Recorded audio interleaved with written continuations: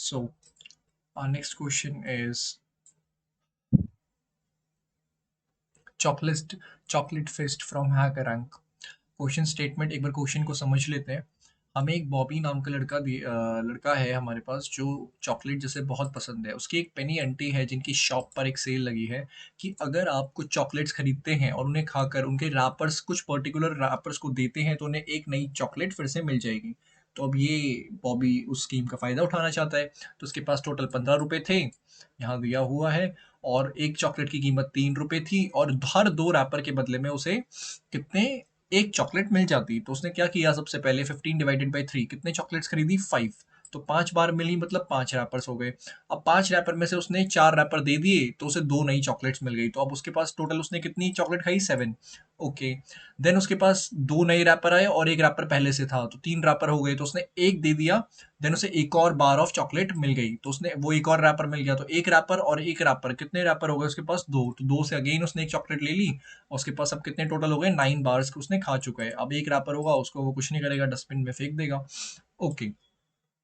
तो हम इसे कर कैसे सकते हैं, हमें जो एन दिया है टोटल मनी उसके पास कितनी है। तो सबसे पहले मैं निकाल लेता हूँ कि नंबर ऑफ चॉकलेट्स ईटन है ना, कि उस बेसिकली नंबर ऑफ रैपर्स निकाल लेते हैं सबसे पहले, या फिर चॉकलेट भी निकाल लेंगे तो भी कोई फर्क नहीं पड़ेगा।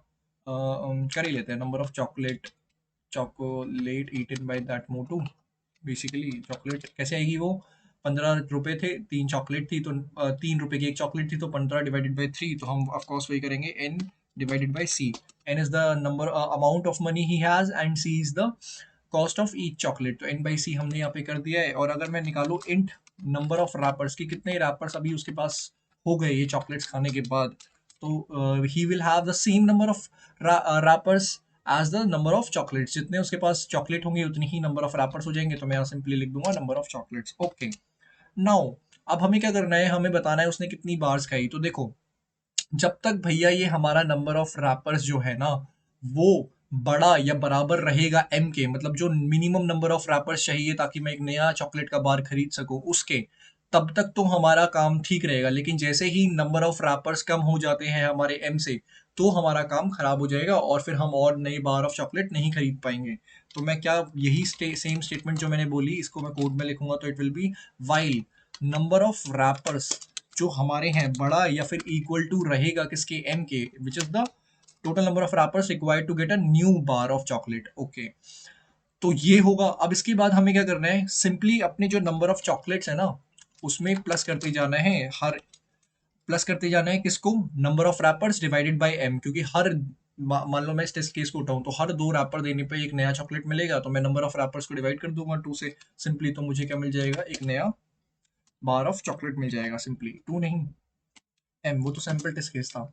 ओके। और नंबर ऑफ रैपर्स कितने हो जाएंगे, नंबर ऑफ रैपर्स हमारे हो जाएंगे सिंपली नंबर ऑफ रैपर्स जो थे डिवाइडेड बाय जितनी हमने नई चॉकलेट्स ली वो तो यही थी। यहाँ पे मैं नंबर ऑफ चॉकलेट भी लिख सकता हूँ, आप चाहे तो लिख लीजिएगा। प्लस अब जो रैपर्स पहले से रह गए वो भी तो हमें लिखने पड़ेंगे। फॉर एग्जाम्पल यहाँ 5 था ना, उसके पास 5 रैपर्स थे तो उसने 4 दे दिए, एक उसके पास पहले था तो अगली बार उसके पास 3 होंगे रैपर, तो वो भी हमें यहाँ लिखना पड़ेगा। वो आ रहा होगा परसेंटेज या फिर मॉड्यूलस से हमारे पास, ठीक है। तो percentage what, M. That's it, हमें इतना ही करना था। हम यहाँ से रिटर्न करा देंगे नंबर ऑफ चॉकलेट्स को, क्योंकि उसने हमें बताना है कि कितनी नंबर ऑफ चॉकलेट्स उसने खाई। तो आशा करते हैं किसी प्रकार का एरर ना आए हमारे पास।